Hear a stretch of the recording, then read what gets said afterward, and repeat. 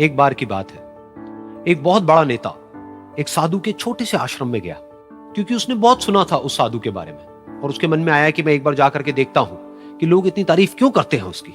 तो जब वो उस आश्रम में गया तो वहां पर एक छोटा सा कमरा था जहां पर एक कालीन बिछा हुआ था। वहां पर कुछ लोग बैठे हुए थे नीचे और साधु जी सामने बैठे हुए थे। कुछ सवाल जवाब चल रहा था। तो जैसे ही वो अंदर गया, वो अकेला नहीं था, उसके साथ में 4 बॉडीगार्ड्स भी थे और उसको ये आदत थी कि जहां पर भी वो जाता था लोग अपनी जगह से खड़े हो जाते थे, उसकी तरफ देखते थे, हाथ जोड़ते थे, अपना सर झुकाते थे। लेकिन यहां पर ऐसा कुछ भी नहीं हुआ। साधु ने उसकी तरफ देखा तक नहीं, क्योंकि वो साधु किसी के सवाल का जवाब दे रहे थे। लेकिन नेता को इस बात पे गुस्सा आ गया। नेता को लगा कि ये मेरी बेइज्जती है। तो उस नेता ने साधु की बात को बीच में ही काटते हुए थोड़ा गुस्से से कहा, मैं आपसे कुछ कहना चाहता हूं। साधु ने उसकी तरफ देखा और बोले, आप थोड़ी देर रुकिए, पहले मैं इनके सवाल का जवाब दे लूं, उसके बाद में मैं आपसे बात करूंगा। तब तक अगर आप चाहें तो आप बैठ सकते हैं। बस साधु का इतना कहने की देर थी। नेता का चेहरा गुस्से से लाल हो गया और फिर उसने अपना सारा गुस्सा उस साधु के ऊपर निकाल दिया। अभी तक वो नेता बहुत ही तमीज से बात कर रहा था, यानी कि आप कह करके बात कर रहा था। अब वो तू तड़ाक पे उतर आया। नेता ने उस साधु को कहा, तुझे पता भी है मैं कौन हूं और तू किससे बात कर रहा है? साधु ने उसकी तरफ देखा और कहा, मुझे इससे कोई फर्क नहीं पड़ता कि आप कौन हैं, लेकिन आप जो कोई भी हैं, अगर आप चाहते हैं कि मैं आपके सवाल का जवाब दूं या आपसे बात करूं तो आपको कुछ देर रुकना होगा। और साधु के ये कहते ही नेता गुस्से से पागल हो गया और वहीं सबके सामने चीखने चिल्लाने लग गया, अब मैं तुझे तेरी असली औकात दिखाऊंगा। तूने मुझसे पंगा लेकर के ठीक नहीं किया है। तुझे पता भी है मैं तेरे बारे में क्या सोचता हूं। साधु ने फिर से उसकी तरफ देखा और बड़े ही प्रेम से कहा कि मुझे इससे कोई फर्क नहीं पड़ता है कि आप मेरे बारे में क्या सोचते हैं। आप जो चाहे वो मेरे बारे में सोच सकते हैं। फिर उस नेता ने बोला कि तू चाहे सुनना चाहता है या नहीं, लेकिन मैं तुझे बताऊंगा यही सबके सामने कि मैं तेरे बारे में क्या सोचता हूं। तू एक बहुत ही घटिया इंसान है। तू कोई साधु नहीं है, तू एक ढोंगी है, पाखंडी है और यहां पर जितने भी लोग बैठे हैं उन सबको बेवकूफ बना रहा है।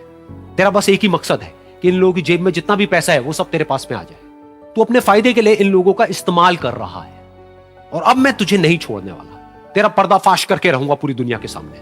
लेकिन उसके इतना बोलने के बाद भी उस साधु के चेहरे पर हल्की सी मुस्कान बनी ही रही। ये देखकर वो और तिल मिला गया और उसने कहा, अब बहुत हुआ, अब मैं यहां 1 मिनट भी नहीं रुकने वाला। लेकिन अभी भी तेरे पास में मौका है। अगर मुझसे माफी मांगनी है या मुझसे कुछ कहना है तो कह सकता है। इतना सब होने के बाद भी साधु बिल्कुल शांत था और उनके चेहरे पर एक मुस्कान थी। उन्होंने अपनी आंखें बंद कर ली। फिर साधु ने अपनी आंखें खोली, हाथ जोड़े और कहा कि मुझे आपसे कोई गिला शिकवा नहीं है। मेरे मन में आपके लिए कोई भी गलत ख्याल नहीं है। जो भी आपने मेरे बारे में कहा वो आपकी अपनी सोच थी। तो मुझे आप में कोई भी बुराई नजर नहीं आती है। मुझे आप एक बहुत ही भले इंसान लगते हैं। और साधु के इतना कहते ही नेताजी का दिमाग 7वें आसमान पर पहुंच गया।